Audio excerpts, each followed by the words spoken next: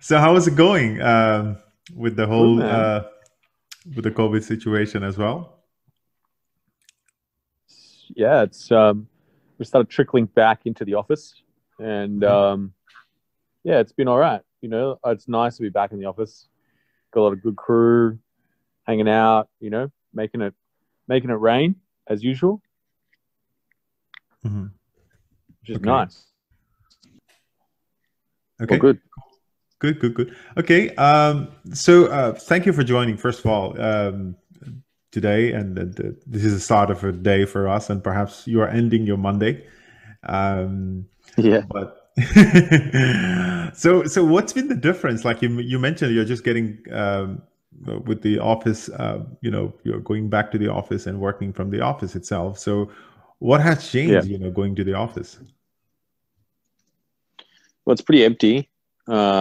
We've got 2 floors here in Sydney, and one floor is empty, and the one that we're on is, everyone's sort of sitting a good distance away from each other.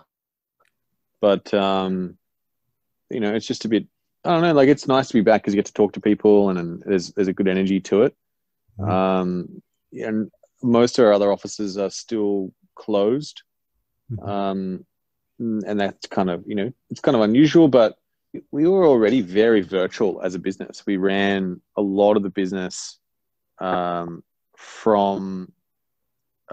Zoom in the beginning. So I'm not sure whether it necessarily was a major change for us. We were set up like that from the beginning.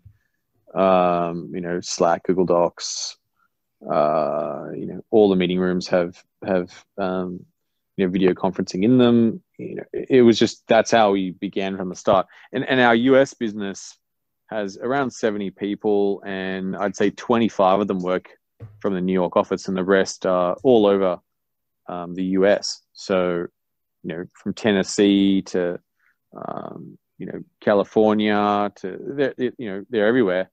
Um, so, I don't think it was necessarily a major change. It was actually probably more a leveler for everyone to be on a similar schedule, similar style of work. I think, and I think it's given everyone a lot more time to work and to think and to ponder. And for me personally, I find it challenging not being around people. I get a lot of energy, get a lot of thought, like to kick ideas around.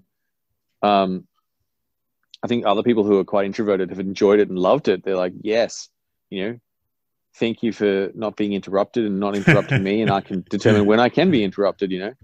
Uh, um, so you kind of got that bouncer there. Um, yeah, but I think I'm on the other side, which is more the extroverted side, and I've struggled with that, particularly in communicating ideas visually. I think I found that very challenging.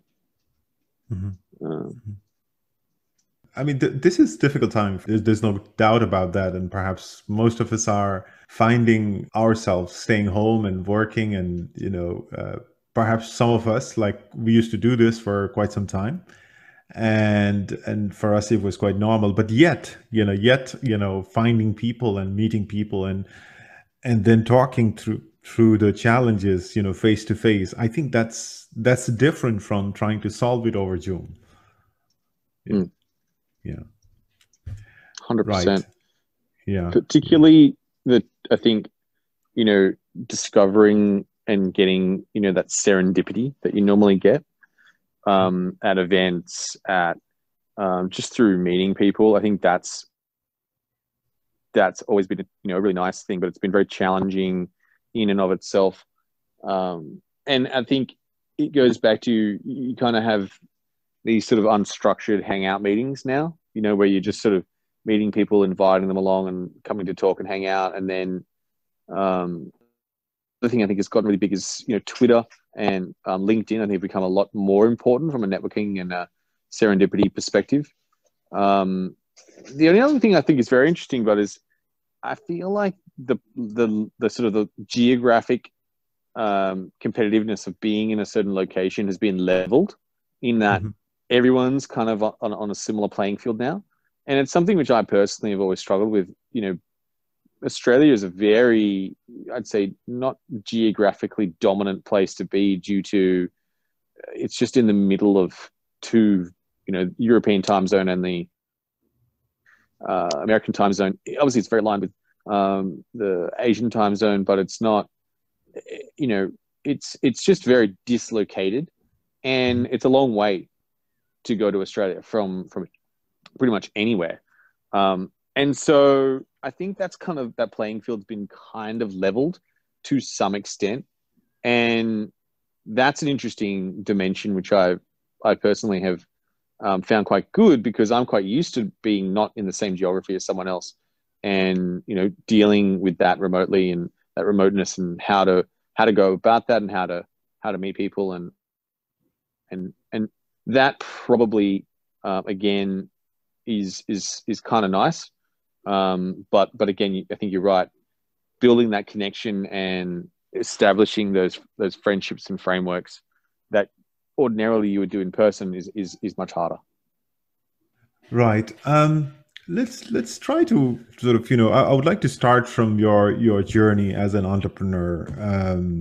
What were you thinking when you were like, okay, I need to maybe start with creation of a solutions? Maybe you saw a problem, and then perhaps it's not your first venture. Maybe I want to start there. Yeah. So originally I started building websites for people, which, was a quite a good thing to learn the real fundamentals and basics of building websites and marketing them for people. And Frank, who's the other founder of Finder, we both did that together. And, that building block of doing services, I think, teaches you probably, to be very dynamic, to learn fast, to adapt. But it's a brutal business. It's not a fun business. It's a very, well, for me, I didn't find it fun. I found it grueling, grinding, and commoditized, which is probably a couple of the worst things you could possibly add together in a business.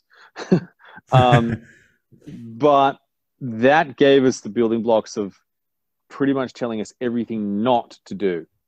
Don't build a commoditized product. Don't build something unscalable. Don't build a service that's, purely reliant on people. And again, and I think one of the challenges with an agency model is it's kind of adversarial, in that you're trying to basically give the least amount of product to your customer and charge the most amount of money, and for it to cost the least amount to produce, which is, again, kind of adversarial and not great for you as a customer, or anyone inside the company. Really, it grinds both ways. But I think, we learn a lot of different businesses from that, and really fast, and a great introduction to them. And that kind of gave us the platform to say, hey, we've learned these skills, we've mastered them. What if we start building our own websites? And that's, that I don't know if that was necessarily the ultimate in. So sitting back then in 2006, that was like a dream. It was like, imagine if we built our own websites. We built, so many others for everyone else, but that was like the mecca. That was like the cornucopia of controlling your own destiny. And that was a big leap for us. So, we took a big risk doing that, because there's no revenue. In the beginning, with any website, it takes a while for it to get up and running and going. But what we could do is, just because, I developed a lot of personal skills. I personally built a lot of the code, the design, and I did the SEO, wrote content. I did everything really in the very beginning to build up, I guess, the business in so much that it could start to earn some decent revenue. So, we then sold the other agency. We did an earn out. And then we paused the comparison business. It was called Credit Card Finder back then, and we kind of came back to it in 2009 when we left the other company, the public company that we sold the company to, and that was the point when we really started Credit Card Finder, and that's a very niche business in and of itself. So it's great because you just focused on one thing, comparing credit cards all day, every day, you know, and that focus, I think, is very good in building a great product in the beginning. But over time, obviously the runway tends to run, you know, it runs out a bit, and, you know, that doesn't provide the most amount of scale. So, you know, obviously we had some more challenges then, and we decided to broaden those. And that's when we decided to go overseas. Mm-hmm. When you said like you were just doing the comparison of credit cards at the beginning, what has changed so far? Then you've said maybe you've now added more layers to that, perhaps. Yeah, so more comparisons, you know, home loans, insurances, shopping. You know, we compare all sorts of things: VPN, merchant services. I think we just launched DNA kit comparison the other day. Which is kind of cool. DNA comparison. Tell me about it now. Well, you know, there's a whole series of ways you can get your DNA, you know, checked, and we provide a comparison for all the different services that you can potentially do that with, which is very cool. I think the one of the most exciting ones we did the other day was how to go to space. So we plotted out like the 6 ways you can basically go to space, and how much they cost and how long it'll take, you know, which is kind of fun again as well. And which is kind of cool. What is the cheapest one, by the way? I would like to see that. You have to check the website. Okay. Okay, I'll do that. I think there's a Russian service or something like that. I think it's about 175,000 US or something. Okay. And they'll take you up to space and then bring you back. Which is, kind of unusual. But, you know, I think that was one thing. So it's, you know, doing more comparisons. And I think the next thing was going into new geographies. And then again, basically, you know, a lot of products are not global. A lot of products are different, particularly in financial services around the world. And, you know, the US sort of setup and the European setup and the Asian setup are all very different compared to each other. And so they're kind of whole new comparisons in and of themselves, which is exciting. Mm-hmm. You mentioned, like, you know, you're now doing quite a variety of different segments, like, you know, insurance and so forth. When you compare different sectors, like, you know, insurance to, I don't know, the credit cards to other sectors, where do you think the innovation is, you know, rapid, and it's something that, you know, we need to pay attention to? I think the biggest change right now in financial services particularly is the advent of open banking, and that's being rolled out. I think there's like 73 different countries around the world that are doing it in some way, shape, or form. It's been running now for quite a while in Europe and in the UK, and it's just launched in Australia. I think Japan's quite ahead on this as well, and I think Singapore is on its way. I think what the big change there and why it's so interesting is finally you'll be able to access your own data and share it with third-party services and get them to analyze your transactions and, you know, make suggestions essentially. And that's a big deal because traditionally, yes, you know, financial services companies have provided these analytics tools, but none of them are going to tell you to switch accounts. None of them are going to tell you to switch products because that's not in their interest. And I'm sure there are, you know, and we are finding this. Like, we've obviously built one of these products in this market. I think it's where we're investing heavily, and there's just so many changes happening. But what we've noticed is actually very simple insights have not really ever been told to customers, you know, to just inform them of the extra fees they're paying if they pay in a certain way, or informing them that if they were to, pay them their mortgage fortnightly as opposed to monthly, it'll save them like a whole bunch of money over the lifetime of the loan.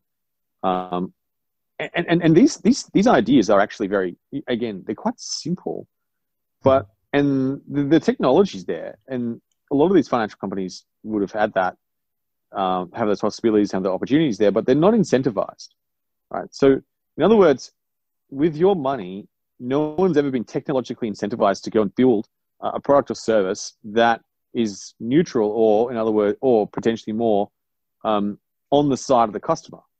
And so what that means is there's a huge space opening up, and it opened up all around in many countries around the world.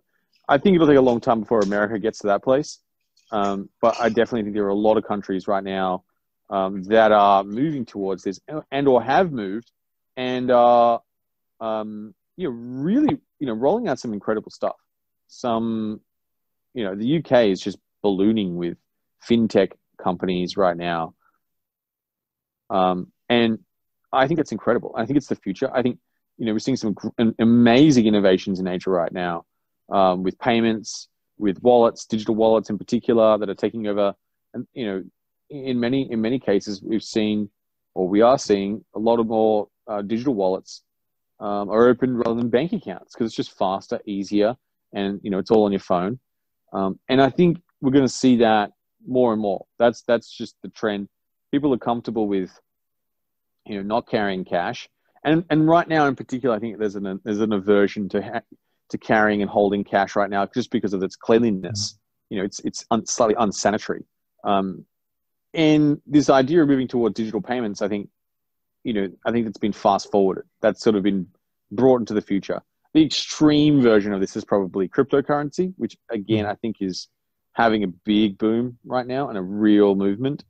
And I think there's a lot of cadence. I think the sort of adoption curve of cryptocurrency has been fast forwarded like maybe 3 years, because people are just now comfortable with going, yep, my money is just, a couple of digits that are sitting in my app. And that's it. And that's really what, cryptocurrency looks like as well. Interesting. You talked about a few different things. One of the core area that I'm really interested in is in the fintech, and I am sort of looking at the traditional organizations like the financial industry, the banks, the traditional banks, and then I look around and I see startups like the innovative startups like Revolut. Just an example. I find Revolut as let's say one of those future companies, but still it is a beta version for cryptocurrency. How do you see those innovations compared to the traditional bank? Like, what kind of catching up they need to do? Well, I think the first thing is it's just digitizing everything, and making it very accessible and easy to use. But I give credit to traditional banks and financial companies, because they took us from pieces of paper, and little tiny books and checks, and they digitized all of that. And that's incredible. I think it's awesome what they've done. It's a massive leap forward.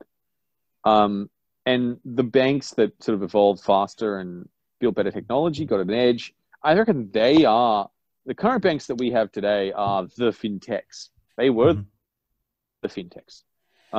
And now what you've got is, they've piled on just so much technical debt underlying a lot of that, technology that that fintech that they did in the past.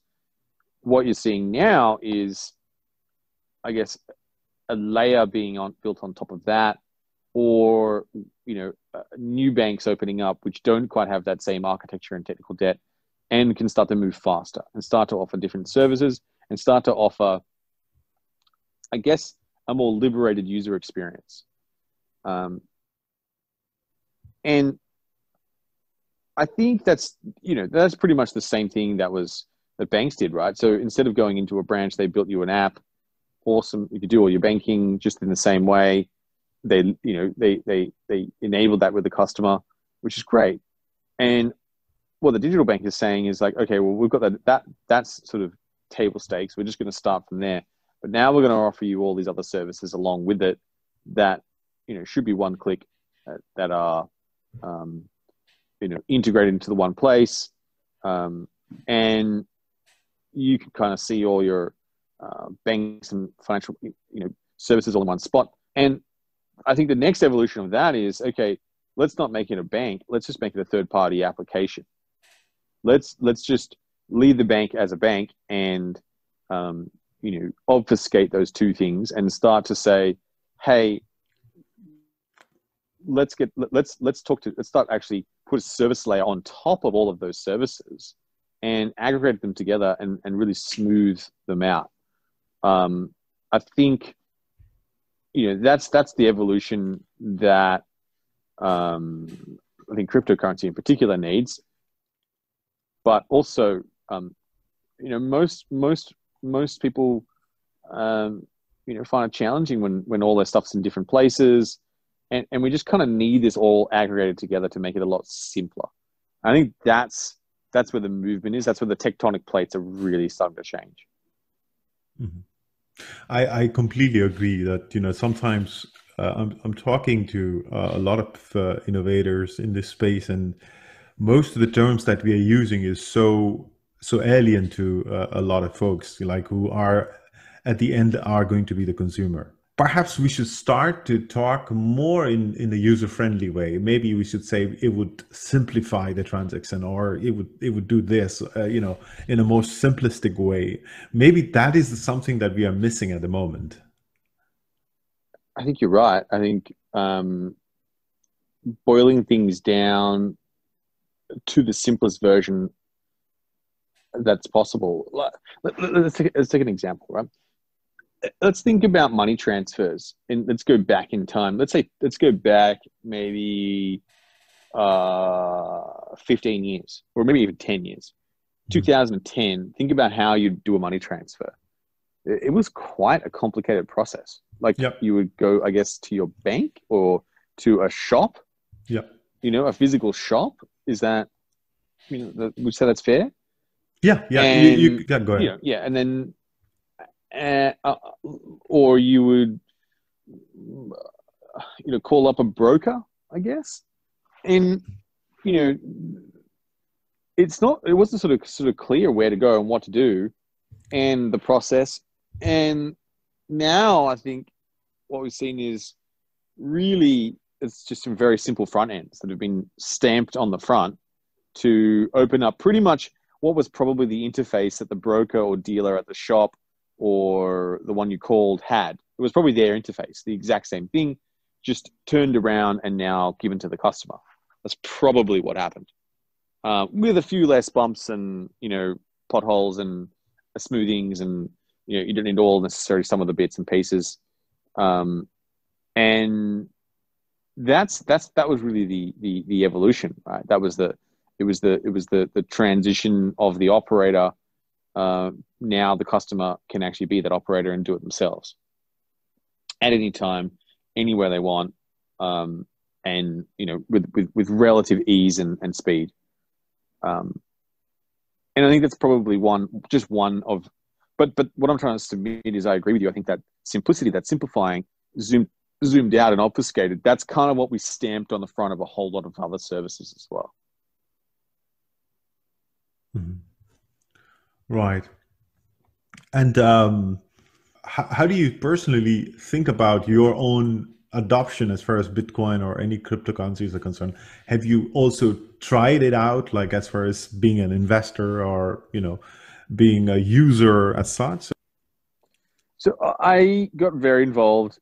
I was involved in Bitcoin early on, and then I kind of lost interest. And then I got back into it in around 2017, about August. And then I launched a cryptocurrency brokerage in 2018.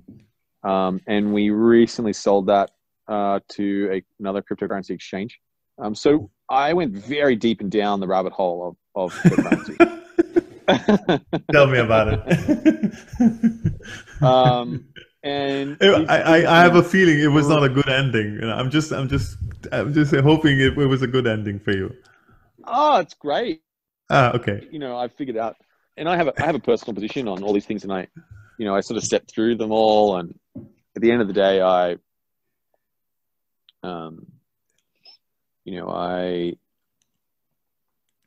have a big investment in cryptocurrency personally, and I'm very comfortable with it. I totally understand it's a volatile asset, Bitcoin. But there's also some really good DeFi stuff out there right now. I'm not talking about sort of this degen stuff. I don't really understand and want to get into that. I think it's all a bit much for me. But I do think the some of the CeFi stuff, even the centralized finance and the DeFi stuff, I think is very good. I think it's great. I think it's a great example and a great use case, and it's not going away in crypto. And in fact, it's finally sort of breaking through to that other side where I think we're seeing a real application where people can really start to use crypto for a purpose in that it's decentralizing finance in terms of you can be a lender and you can be a borrower, and there's just a piece of code that sits in between the two of them, and that's great. It's what obviously crypto was trying to do for a long time. I think Bitcoin is a whole other thing. I think that's a narrative around store of value, and a hedge against inflation and a place to store your money for the long term. I see it more like digital gold. I don't think it's a currency. I think it's more like money in that it holds value. I think Ethereum is constantly that safe place to try and do of every network that's out there. Ethereum always comes back to being that safe place because it's done so many. It's done the ICO boom, it's done the DeFi boom, and it just keeps being that reliable place. Yes, it's probably not the most efficient. Yes, it's probably there's better ones out there, but it is very secure.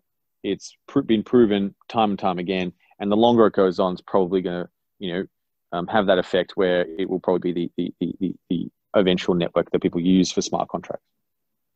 And there must be something, look, as an entrepreneur, like when you are doing a number of things, and there must be something that you felt like, damn, this is an incredible idea. Your friends and family may have supported that because they don't want to spoil you, but when you actually brought it to the market, you felt like, shit, I screwed up. Was there any such startups or anything that you brought to the market that didn't go according to the plan? Oh, plenty of things that didn't work out. There's a big graveyard at the back of ideas that didn't quite work out. No, you want to talk about those where you said, okay, this is definitely going to work out. Yeah. Well, yeah, there's plenty. What Frank and I used to have, we experimented with a poker business. So we had poker tables, poker chip sets, and we used to send them all around to people that bought them on our website, and so it sort of ticked over. Again, it was not the best business because sending a giant poker table, shipping it around is probably the shipping cost alone is probably 50% of the cost of the table. But it was interesting. It was, people did buy the stuff and it was great. And it sort of ticked over. I don't think it was a great success, but it sort of worked out.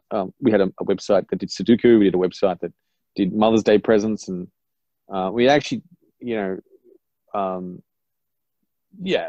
done and businesses in Finder we've done, or campaigns we've done, and they failed, and or the worst ones are where protest groups get really angry, and then they start calling and emailing and tweeting you and getting really angry because of what you said, and you've got to pull the campaign down, which is kind of hostile, unintentional, but it happens.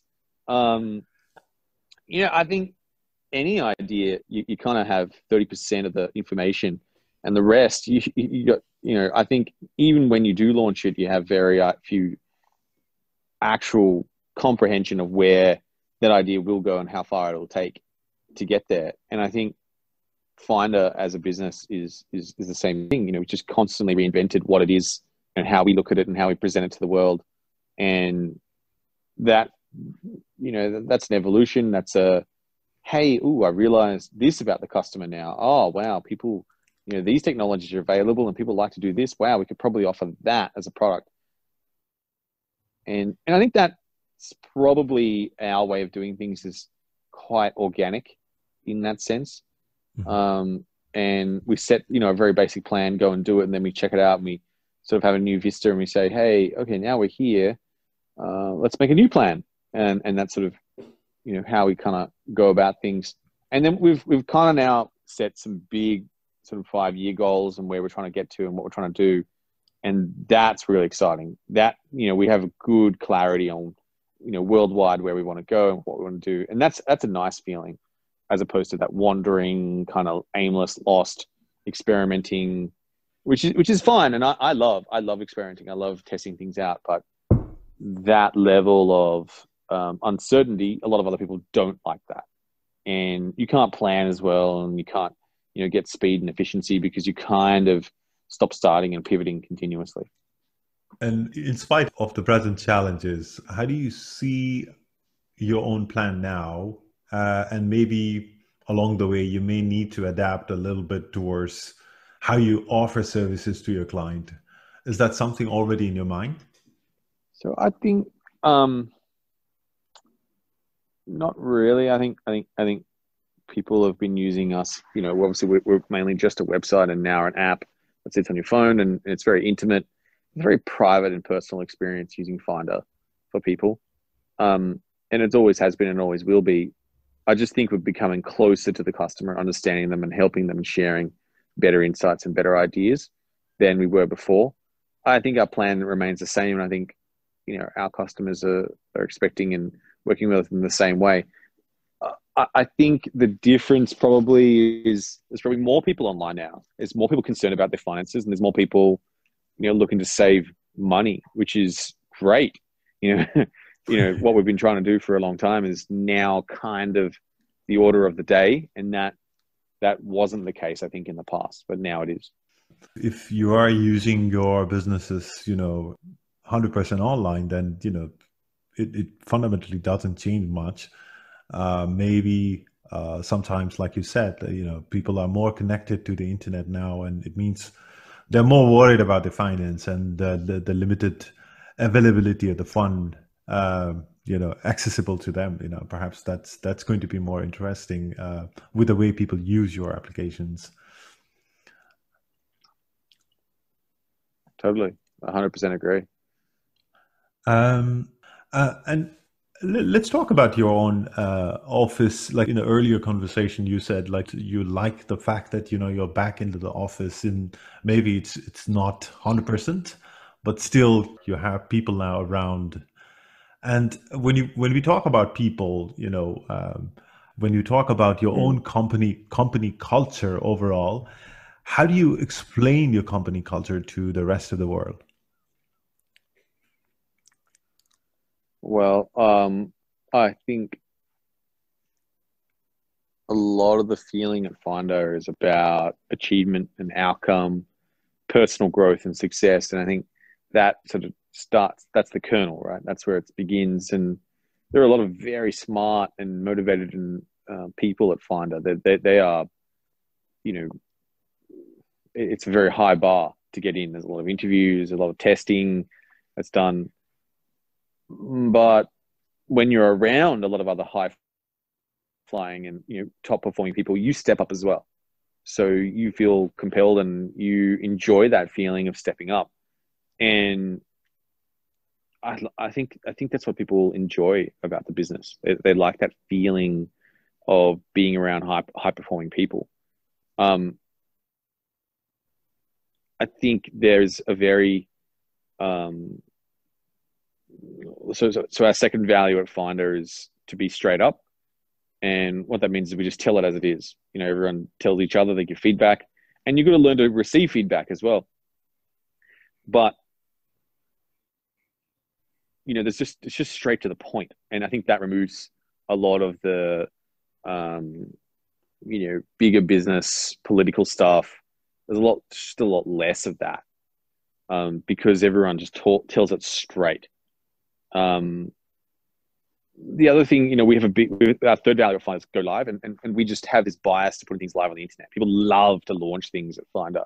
They're excited. They get, they just want to do it now. They just want to get it on the internet. They want to, build it or post it or call someone or sell something or, buy something, whatever it may be. People want to get stuff done at Finder. They relish that enjoyment, and everyone likes to be around those other people as well. And we all enjoy getting things done and getting the outcome and winning. There's a real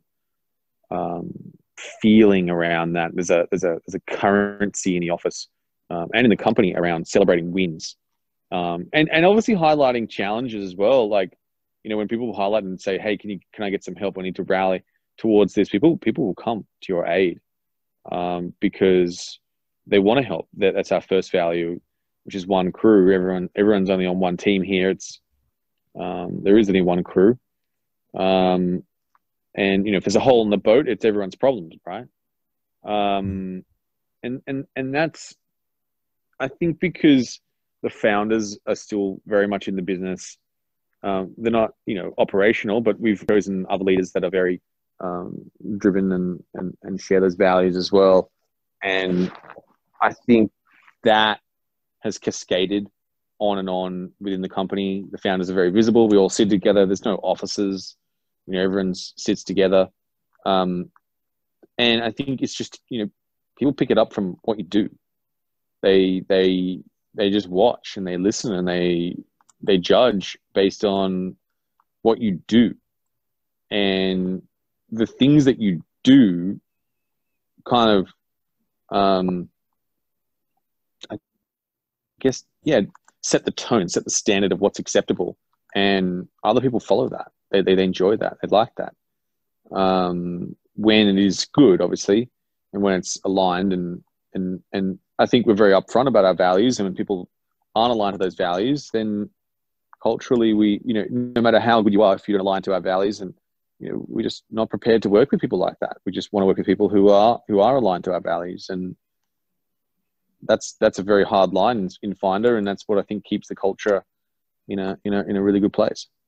There's a lot of research been done over the diversity in the workspace, and I like to ask this question to a lot of founders, and how diverse is their place, not just two different races coming and working together, but overall, for me, it's more about, how do you value people's idea? How open you are as far as receiving the idea is concerned. Like you mentioned earlier, you should be able to also receive the feedback, right?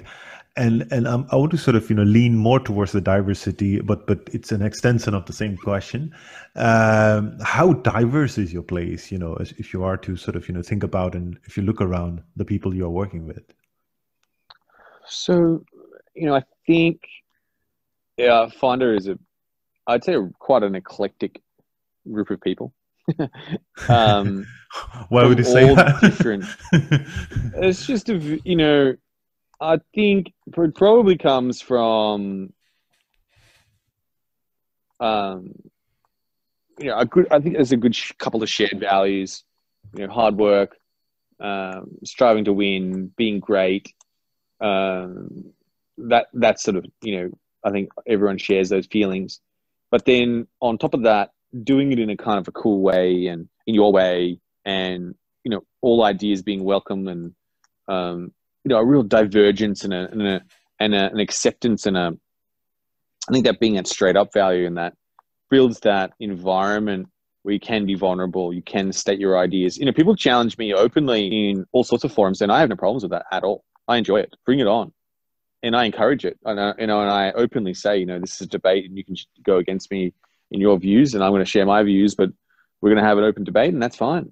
And I think that's probably comes from, Frank and myself. We're just very, we can have very heated conversations, but then we'll suddenly change views and turn and take the other person's view and agree with them, and then kick the idea around again and again until they're done and the best idea comes out. And I think people have sat there and just in amazement going, we're not going anywhere, and what are we doing? These guys are having this massive debate, and then they realize that's part of the process, and they lean into that and they enjoy that and they experience that, and then that's sort of become part of that shared and diverse views where, you know, it's the merit of your views and your outcomes that you achieve, not necessarily who did it or where it came from. And I think that's just massively celebrated at Finder. The more creative, and the ones that aren't creative as well, a very up the center outcome that was achieved cost effectively, that's celebrated as well, because sometimes that's needed, you know. So yeah, it's just a lot of celebration of not just uniqueness for uniqueness sake, but in a celebration of achieving outcomes and an acceptance of those ideas and where they've come from. Yeah, and what is the driver then? Like, you know, you mentioned there's an openness within Finder about accepting ideas and being open about the challenge and so forth, which is interesting on its own. But then there must be a significant amount of driver for you and also perhaps your co-founders. How do you keep that drive always intact? Well, I think it starts from setting a big, ambitious goal, mm-hmm. and then going and achieving that in you know, as fast as humanly possible time, and then standing there and then resetting that and saying, "Cool, that was good, and now what does great look like? How can we reset to be, you know, 10 times better than that?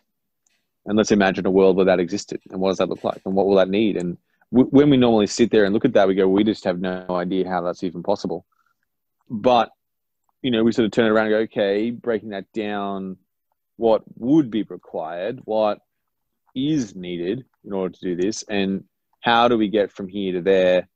Well, let's take a few steps forward. And as you move forward, you know, we're just very ambitious and extremely capable crew at Finder, extremely, like, just very intelligent, go-getters that want to achieve and be great.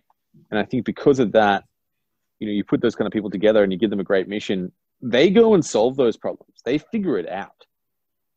And that's how I think you make a great organization, and that great organization serves their customers, and that's what takes care of the revenue and the profits and keeps the costs down. So when you look at this future of Finder, is there a particular challenge that that you are thinking, this is something that we want to explore or maybe achieve that? What kind of challenge that you're trying to sort of, you know, achieve in the next year or so? Well, I think, you know, we're trying to build some incredible technology that you know, really starts to help people save a lot of money and, you know, create a lot more simplicity in their financial situation. And I think that in and of itself,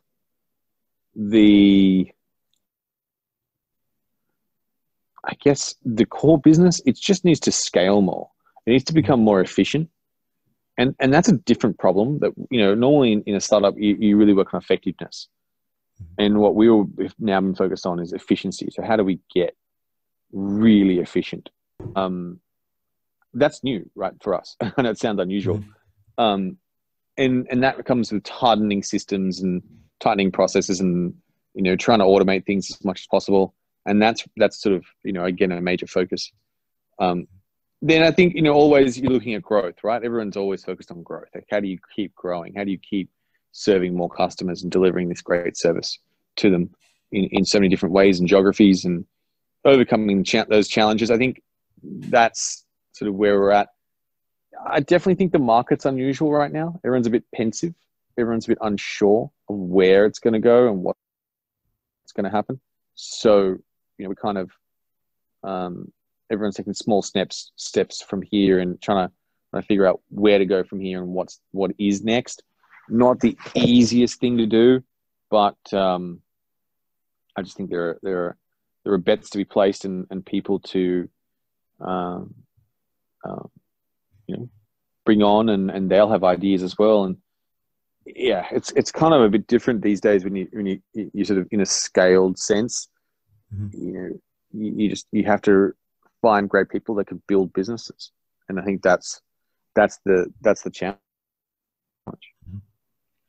Yeah, and I think scalability is often a talk, with founders. And you also mentioned efficiency. If I may ask, like, what kind of inefficiency that you see in Finder at the moment?